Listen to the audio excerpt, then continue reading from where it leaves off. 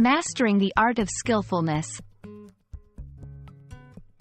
Hello, everyone. Welcome to our English language learning journey. Today, we're going to dive into the phrase, be skillful. Understanding this phrase is key to both enriching your English vocabulary and applying it effectively in everyday conversations. So, let's get started and master what it means to be skillful. When we say someone is skillful, we're talking about a person who has a lot of ability, expertise, or dexterity in a particular area. It's not just about knowledge. It's about being able to apply that knowledge effectively.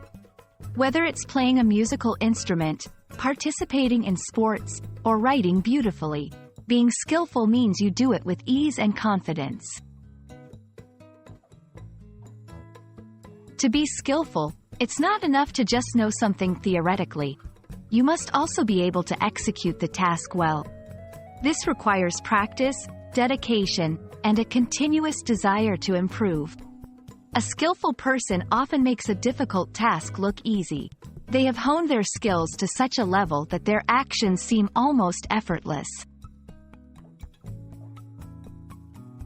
Let's look at some examples. A skillful chef can chop vegetables rapidly and with precision.